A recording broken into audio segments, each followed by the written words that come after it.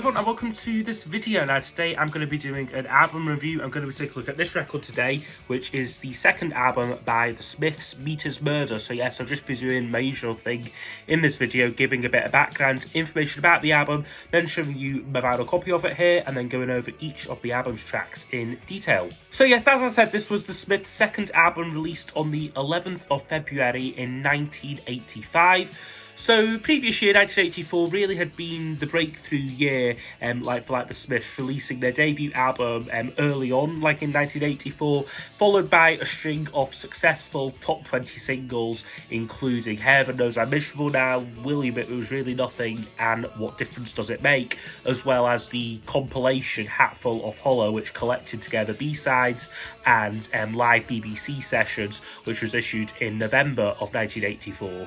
Now, originally, the autumn of 1984 was supposed to be devoted to a US tour, but this was cancelled at the last minute, basically as Morrissey decided that he didn't want to do it. So instead, they started working on their second album here. So the album did see a bit of a change in how the Smiths worked, in the studio, as they self-produced this album after parting ways temporarily with John Porter. However, instrumental to this album, though, was engineer Stephen Street, who I think they'd met on the Heaven Knows I'm Miserable Now session, and basically he was Morrissey's choice for working with the Smiths on this album. I think Morrissey was quite disapproved and was perhaps a bit jealous of the close relationship that Johnny Marr had with John Porter, that rubbed Morrissey up the wrong way. So Morrissey insisted on ditching Porter for this album, but they would continue to work with Porter intermittently on various singles throughout their career. Now this album did see the band expanding their sound considerably, making use of sound effects on this album, various samples, and generally just expanding the musical palette. There's really, for me, not a lot of tracks on this album that would sound at home on their debut. I think they really did take a great leap forward with this album. And commercially, it was a really successful album for them. It was it's their only UK #1 album, and according to Morrissey, the band was rewarded by Rough Trade with a £2.50 packet of biscuits for their success at having a #1 album, it also received a mostly warm critical reception and continues to be a well-regarded album to this day. Uncut Magazine called it far more dynamic and diverse than the debut. However, Village Voice's Robert Christgau describes it as imposing post-adolescent sensitivity on the audience and described the album's tone as passive-aggressive.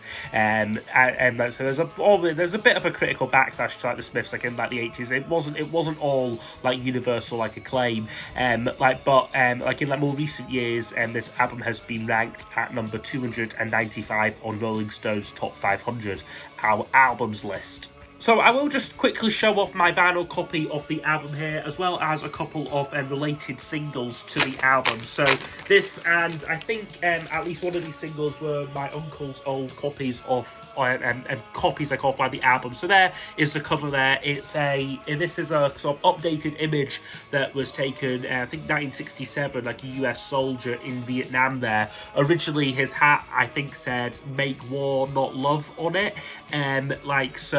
That was airbrushed out and Meter's Murder was put on instead. I think the original photographer wasn't too happy with that being tampered with. And then the back cover there, just very plain, just the track list there.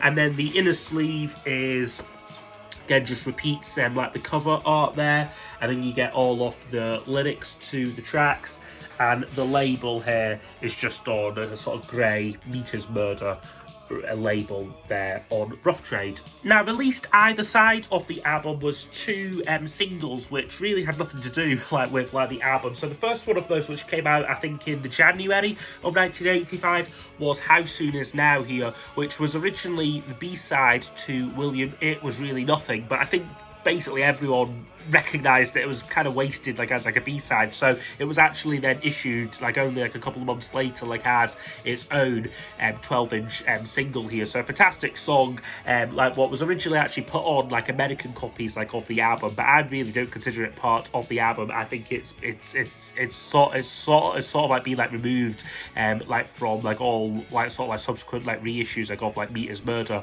like but it was. But like I said, like it was put on like some US versions of the album, and yeah, it was a single just before it. And then the single just after the album, again, had nothing to do with the album. It was another album single they released called Shakespeare's Sister here, which is, yeah, a very odd song, I think, like in like the Smiths like discography. It's very frantic. I think it's entirely self-produced. Like, yeah, Stephen Street like is credited like as like engineering it. It definitely feels like it fits more on Meter's Murder than like How Soon Is Now, but it's still just a very odd song, very frantic track, not a very wise choice out for a single. I think it missed out like on like the UK top 20, actually, funnily enough, like as did like that How Soon Is Now reissue. So singles wise, Smiths in like early 1985 were not really like having like that many hits like as like they had done like the previous year. So anyway, I will just now go over the album's tracks here. So I'll score each song out of 10 and then use those scores to give us a overall percentage marking for the album.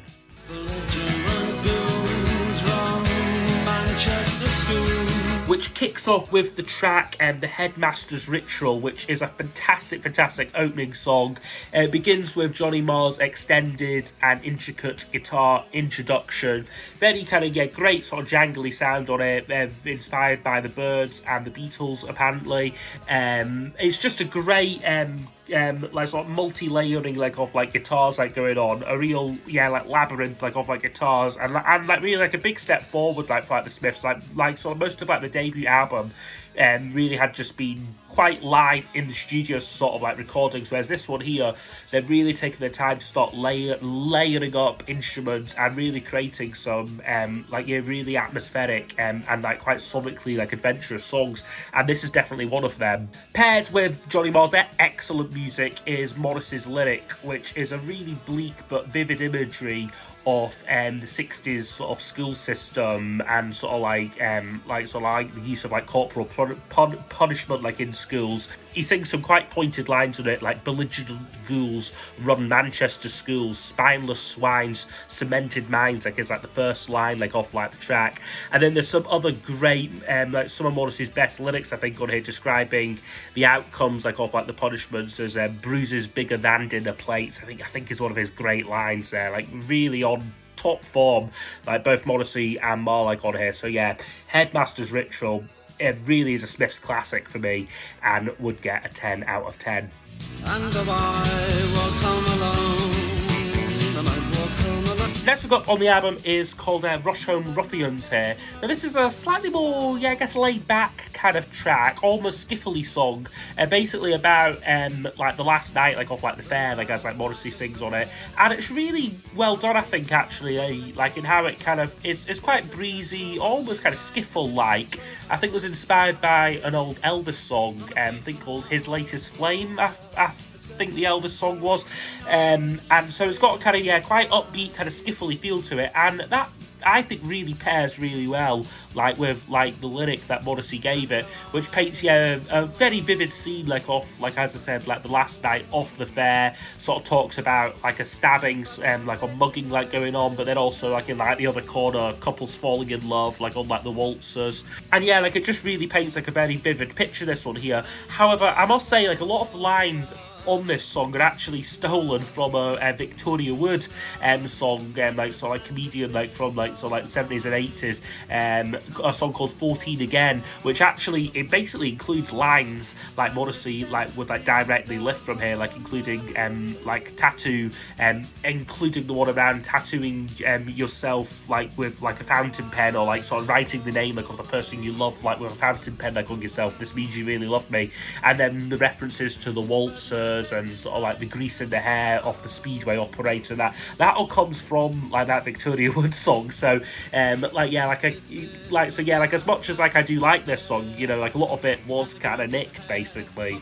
Another thing just to say about this song is Andy Rourke's contribution on here. Like, his bass playing really brings the song to life, and like really like is what gives it that bouncy, skiffly kind of funfair sort of nature. Like, you imagine like the rhythm of this song kind of like has the feeling of going round on like a merry-go-round, or like on like the waltzes, or like what have you. So I think it all round like works quite well, but maybe drags like a little bit like as a song like as well. I think like by the end it maybe slightly runs out of steam.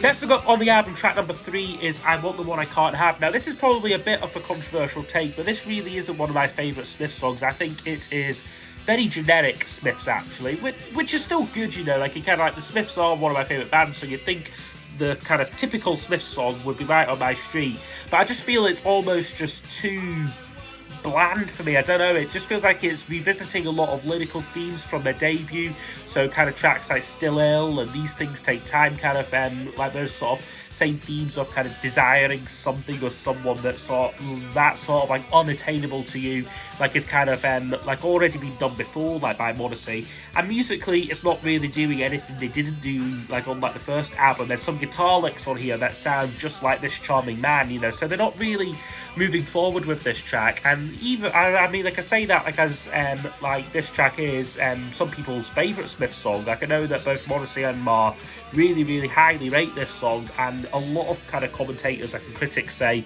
this should have been the single from the album, like which we'll get onto like in like a bit, but like, a lot of people say like if like they'd put this out like as a single it would have done really well, but I just don't quite see it. I just think it's a bang average Smith song for me.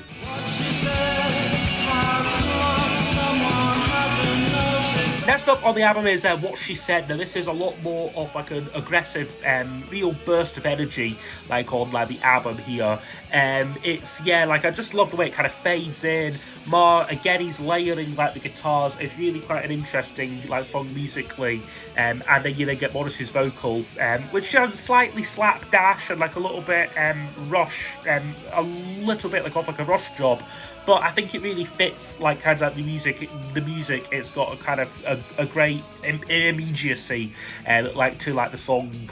Lyrically, again, there's some great lines like what's like the one about like it took a tattooed boy from Birkenhead to really open her eyes, and I smoke because I'm hoping for an early death, and I need to cling to something. So yeah, I mean Morrissey's still singing like some great like lyrics like on here.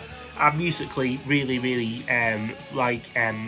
almost like a punk song here, like from like the Smiths. So yeah, they're trying again something different, and like I do like respect that. That joke isn't funny anymore. And then closing off side 1, we get That Joke Isn't Funny Anymore, which is a graceful but grand ballad here, and a real, I think, step forward like for like the Smiths. Like sort of just in like how like they like approach like this song. Again, Stephen Street's production, or like engineering, but really technically production, I would say, really brings this song to life. Especially like Mike Joyce's drums just echo and bellow throughout like the track. And then again, Johnny Marr's overlapping guitars, like on like both like the solo and then the guitar outro, are just absolutely like stunning, really. The lyrics read as a kind of slightly more bleak sequel to This Charming Man, with its talk about like a cold leather seat. Well, a cold leather seat. Well, it suddenly struck me, I just might die with a smile on my face after all, like goes like the second verse, like off like the track. But apparently the main inspiration behind this like was like the music press, like how like they would sort of like kick them like when like they fall down sort of like thing, and like sort of always be sort of jibing at you. So it's not actually quite as romantic or heartfelt like as like it perhaps seems. And then it just ends with this great climax of like, I've seen this happen in other people's lives, and now it's happening, and now it's happening in mine. With Morrissey doing a great vocal, and again Johnny Marr's guitars just getting more intense like as like the track goes on. Now this was actually issued like as a single from the album. So like I said, the album came out in February, and then for some reason they put out Shakespeare's Sister, and then I think it was June sort of 1985 they put out That Joke Isn't Funny Anymore like as a single. really puzzling choice, I think, both in terms of timing, coming months and months after like the album that can come out, but also just in terms of like the song, this really isn't chart material. Like I think kind of Marr and Morrissey perhaps thought, oh, this would be like a great kind of torch ballad kind of thing, a great sort of like big sort of ballads, like they're successful, like we'll put out one, like, but yeah, it was never gonna be a big radio hit. I think there was a radio edit done that was very sloppy and kind of cut out verses and bits and was a bit of a mess, really. And yeah, like I said, like coming so far after like the album like was like released, this was really the Smiths' first massive flop like as a single, only reached number 48 like on like the singles chart. So yeah, really didn't do all that well. Like that joke isn't funny anymore like as a single, but yeah, like a song that they're both fond of and a song that I'm really fond of as well. I think it really works like on like the Meat Is Murder album here.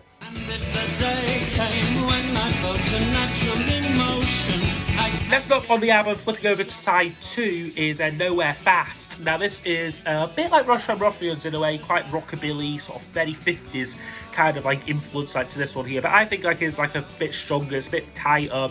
The performance on it really works, and like again, Marr's guitar, again he's doing a lot of like multi-layering stuff on it. And I just think there's a bit more going on with like the lyrics on here, and Will Morrissey showcasing his slightly wittier side while also making some serious political points as well. Like he sings like, I'd like to drop my trousers to the Queen. Every sensible child will know what this means. The poor and the needy are selfish and greedy on her terms. I think really witty and well written lyrics. Like even if like you don't like agree like with like the message, you can appreciate they are quite funny lyrics, I think.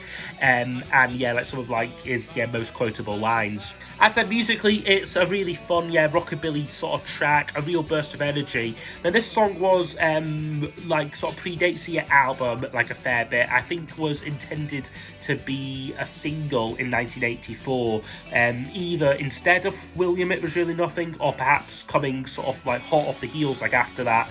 But, like, so they actually did a version of this with John Porter, but I don't think they particularly cared for it, or rather, I don't think Morrissey particularly cared for it, and it was kind of scrapped, but then resurrected for this album, which I'm glad it was, because it is a really good little song there, Nowhere Fast.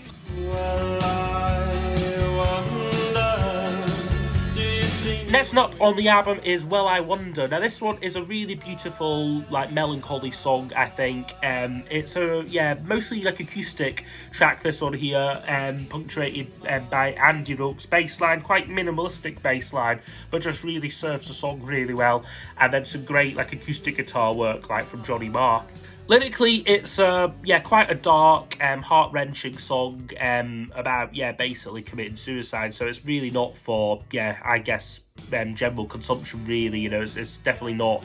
It definitely wasn't gonna be like a big single like or anything. But as an album track, it really works. And like again, you've got like they also like on this album experimenting a bit with sound effects and sort of tape loops and samples, like sort of like early sampling. So on this track, like on like the outro, you've got a kind of like a rainstorm like sound effect on it, which just works so well, just as the track kind of fades like into like the distance and the kind of like different instruments drop out and Morrissey's echoey vocal as well. It's just a really haunting song, I think, like Well I Wonder, which would get a 9 out of 10 from me.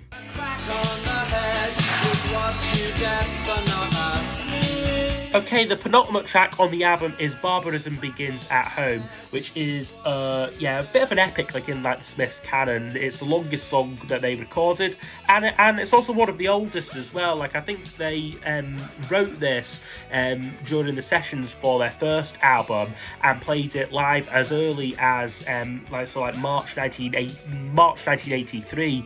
Like they had like this song like in shape like already. It's another song which kind of concerns corporal punishment. But this one is like a little bit more, I guess, general about perhaps it's like at home sort of thing, and like sort of being hit and smacked by like your family sort of thing. Like he sings like a crack on the head is what you get for asking. A crack on the head is what you get for not asking. So kind of no matter what you do or behave like as a child, like you're gonna get sort of like hit or like abuse, so it's not like either way. So yeah, again, quite sort of dark and sort of like traumatic lyrics, but they sort of pair it with really one of the great indie funk sort of songs, like going sort of thing. It's a real, almost disco Nile Rodgers-esque like track, this one here, with a fluid and funky bass line from Andy Rourke and some really great guitar work like from like Johnny Marr like as well.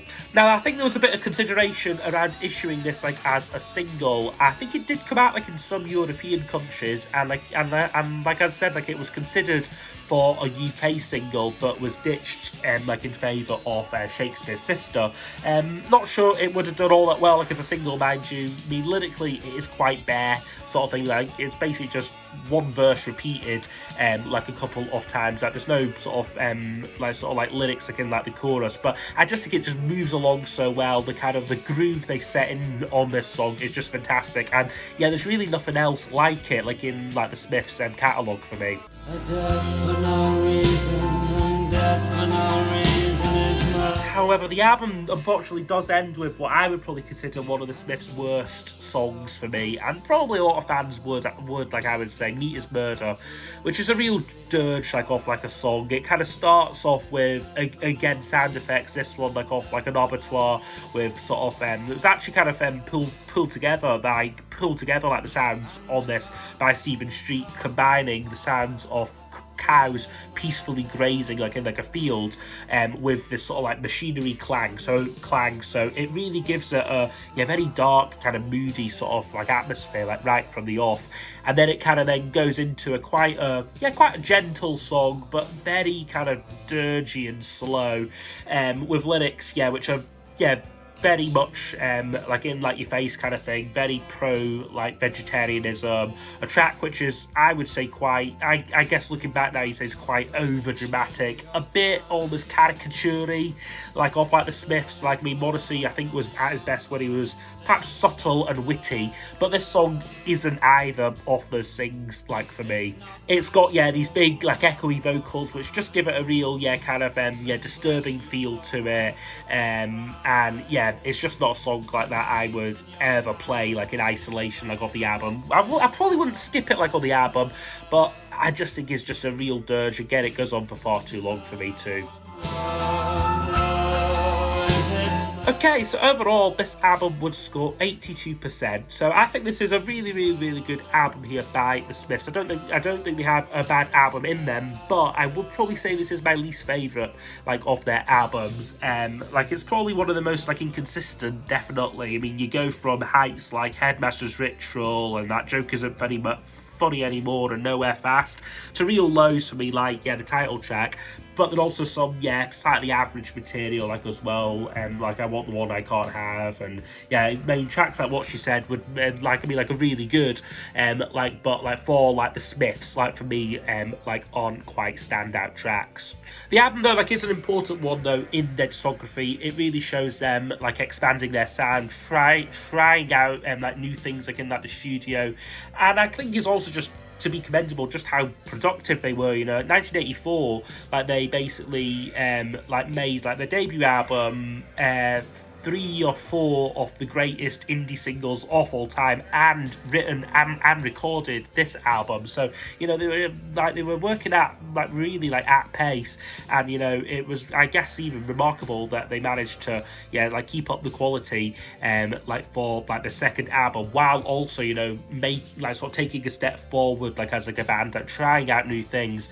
And most of the time like it really works, and you wouldn't get Strange Ways or The Queen Is Dead like if you hadn't have done Meat is Murder before it. So I hope you have enjoyed my review there of the Smiths' Meat is Murder. So yes, I hope you have enjoyed. If there's any albums you'd like to see me review in the future, please do leave them down below in the comments, and I'll see you all next time for the next video. Goodbye.